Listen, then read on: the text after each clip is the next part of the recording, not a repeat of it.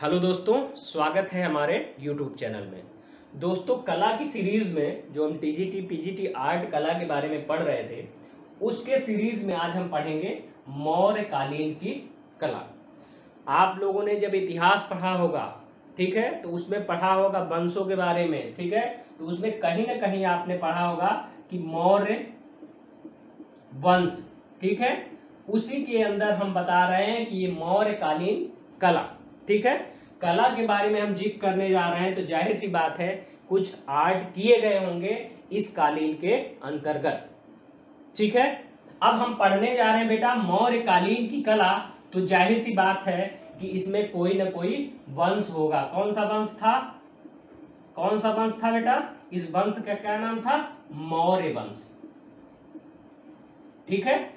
तो जाहिर सी बात है आपके दिमाग में आना चाहिए, आपके एग्जाम में ये पूछ सकता है कि अच्छा मौर्य वंश जो है किस वंश के बाद आया था।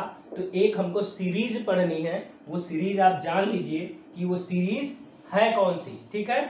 तो वो सीरीज है बेटा, पहला जो था एक वंश था जिसको बोला गया हर्यक वंश।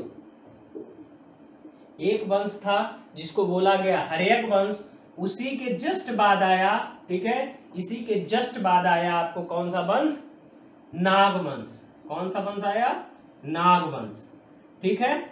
इसी नाग वंश को हम बेटा क्या कहते हैं? शिशु नाग वंश। आप लोगों ने जब इतिहास पढ़ा तो ये पढ़ा होगा कि नाग वंश को ही क्या बोला जाता है? शिशु नाग वंश बोला जाता है, ठीक है। तो इसमें कंफ्यूजन नहीं होना है, ठीक है। अब इसके बाद क्या आया बेटा? घनानंद, मतलब नंद वंश, ठीक है, नंद वंश, ठीक है।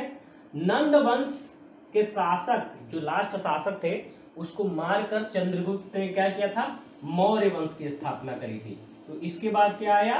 मौर्य वंश बेटा, ठीक है, मौर्य वंश। मौर्य वंश के बाद क्या आता है बेटा? शुंग वंश। क्या आता है? शुंग वंश, ठीक है, शुंग वंश आया। इसके बाद क्या आता है? कणव वंश, ठीक है, कणव वंश।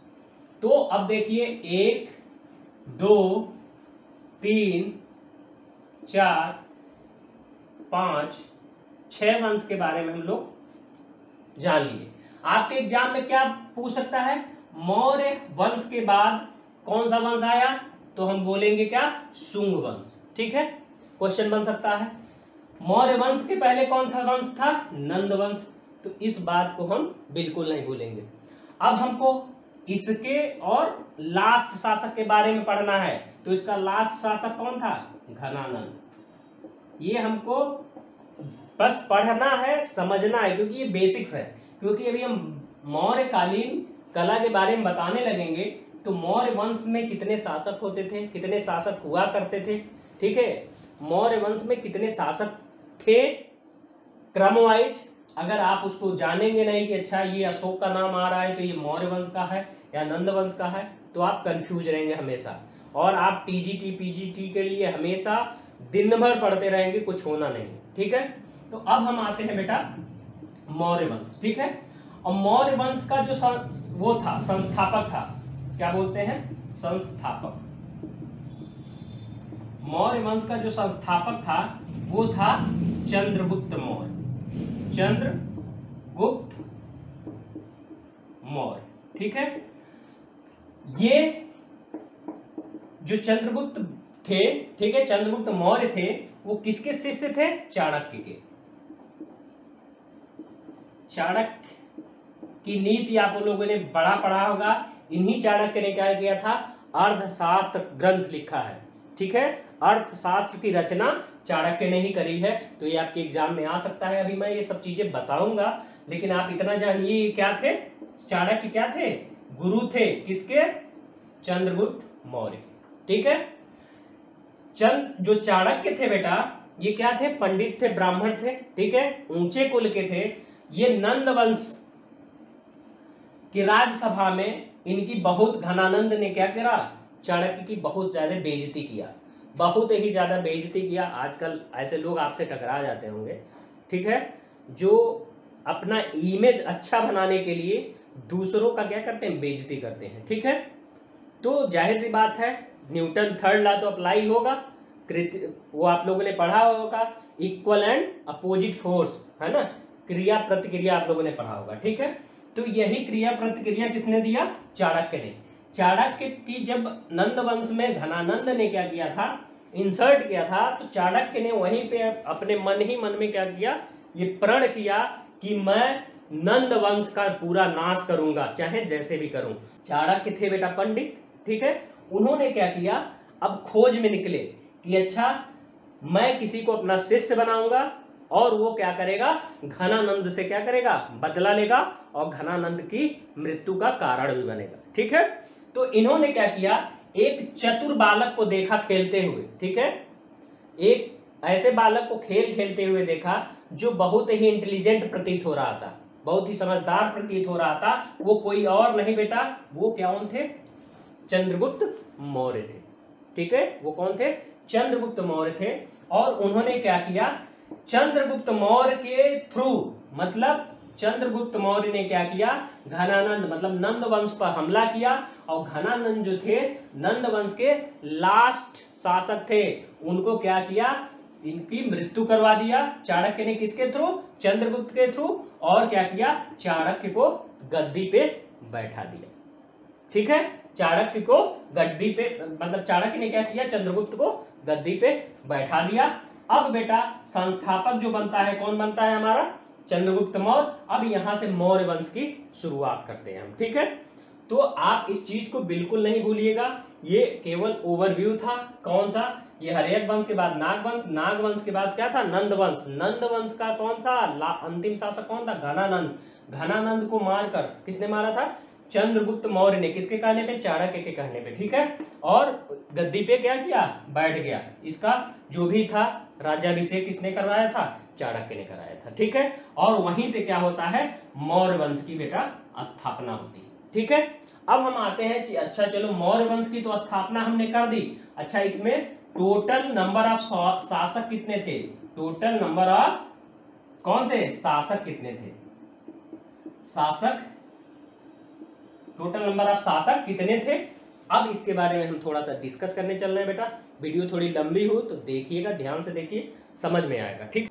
अब बेटा जो मौर्य कालीन की कला है, अभी हम थोड़ा सा ओवरव्यू देखे हैं, ठीक है, मौर्य वंश के बारे में, कहां से कैसे हुआ, ठीक है, मौर्य वंश कैसे आया। अब मौर्य वंश के शासन काल में, ठीक है, कुछ कलाओं का निर्माण हुआ था, उन्हीं के संरक्षण में निर्माण हुआ था। और जो उनके शासक थे, जो उनके शासक हुआ करते थे, शासक किनके शासक में क्या हुआ था, इस कला का निर्माण हुआ था। तो ठीक है, पहला हम पढ़ते हैं, कौन से थे, चंद्रगुप्त मौर्य। अब चंद्रगुप्त का नाम आते ही आपके दिमाग में कौन सा आना चाहिए, नंद वंश, ठीक है। और नंद वंश के अंतिम शासक कौन थे, घनानंद। घनानंद को मारकर चंद्रगुप्त मौर्य ने क्या किया था, गद्दी पर बैठा था, ठीक है। और इसके गुरु कौन थे, चाणक्य, ठीक है, ठीक है। चाणक्य ने कौन सी बुक लिखी है, अर्थशास्त्र। इस चीज को बिल्कुल नहीं भूलना है, ठीक है। अब बेटा जो दूसरे थे, चंद्रगुप्त का लड़का था, कौन सा नाम था, क्या नाम था इसका, बिंदुसार, बिंदुसार, ठीक है। बिंदुसार के बाद बिंदुसार का लड़का कौन सा था बेटा, अशोक, ठीक है, अशोक। उसके बाद से दशरथ आए, वो गद्दी पे बैठे, दशरथ, ठीक है। और जो पांचवा था बेटा वो कौन था, बृहद्रथ, बृहद्रथ। अब देखो ये अंतिम शासक था, ये अंतिम शासक था बेटा, और ये क्या था, ये संस्थापक था। ये क्या था, ये संस्थापक था, कौन, चंद्रगुप्त मौर्य। अब इस चीज को हमको बिल्कुल नहीं भूलना है। अब बेटा जब हम पढ़ा रहे हैं मौर्य वंश, यहाँ पे हमने कहा मौर्य वंश के बारे में भी हमने देखा है कि मौर्य वंश कैसे आया, ठीक है। लेकिन कब आया ये भी देखिए, 322 बीसी, मतलब ईसा पूर्व से 184 बीसी, इसी के बीच में कौन सा रहा है, मौर्य वंश रहा है, ठीक है। लेकिन इसमें मतभेद है बेटा, 322 कहीं लिखा रहता है, कहीं पे 323 लिखा रहता है। तो एग्जाम में ऐसे क्वेश्चन नहीं आते हैं जिसमें मतभेद हुआ करती, ठीक है। तो इस चीज को भी ध्यान से देखेंगे, ठीक है। अब हम आते हैं बेटा कि इनके शासन काल में इनके शासन काल में, मतलब मौर्य वंश के शासन काल में, मौर्य वंश के जो शासक थे, इन्होंने किस किस चीज का निर्माण कराया था बेटा, अब हम उसके बारे में क्या करने चल रहे हैं, पढ़ने चल रहे हैं। ठीक है, तो थोड़ा इसको रफ करते, इसको देख लीजिएगा ध्यान से। मौर्य वंश का संस्थापक कौन था, चंद्रगुप्त मौर्य। दूसरा कौन हुआ, बिंदुसार। तीसरा कौन हुआ, अशोक, दशरथ और बृहद्रथ। ठीक है, इसको बिल्कुल नहीं भूलेंगे। ठीक है, कंफर्म है? अगर है स्क्रीनशॉट लेना है तो आप लेते चलिए। ठीक है, क्या पढ़ना है अभी, अब हम आएंगे उसके टॉपिक पे। ठीक है ना, क्योंकि कला ही पढ़ना है। ठीक है, तो अभी हमें या तो चित्रकला पढ़ना है या तो स्थापत्य कला पढ़ना है। ठीक है, इन्हीं दोनों कलाओं के बारे में पढ़ना है।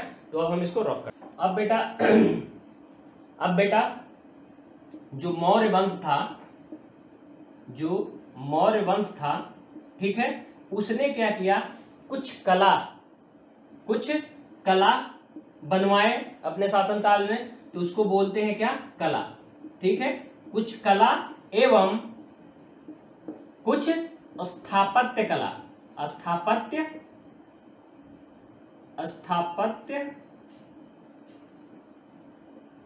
कला का निर्माण करा। ठीक है, कला मतलब वो चीजें, छोटी छोटी चीजें, जैसे हम स्टैचू कह लें, मूर्तियां कह लें, ये सब। स्थापत्य कला मतलब क्या होता है, भवन निर्माण, गुफा निर्माण, ये सब चीजें स्थापत्य कला के अंदर आती हैं। ठीक है बेटा, अब देखिए इसमें हुआ क्या क्या था। पहला जो था, उन्होंने क्या कराया था, स्थापत्य कला से उठाते हैं हम, और बोला हमने नगर निर्माण करवाने का काम किसने किया था, मौर्य वंश ने किया था। ठीक है, मौर्य वंश के जो शासक थे, उन्होंने क्या किया था बेटा, नगर का निर्माण करवाया था। ठीक है, दूसरा क्या था बेटा, सबसे मोस्ट आईएमपी क्वेश्चन है, पहले हम लिख दे रहे हैं, इंपॉर्टेंट क्वेश्चन है क्या, राजप्रसाद का निर्माण किसने कराया था, मौर्य वंशों ने करवाया था। ठीक है, राजप्रसाद का मतलब क्या होता है, राजाओं का महल। राजप्रसाद का मतलब क्या होता है, राजाओं का महल।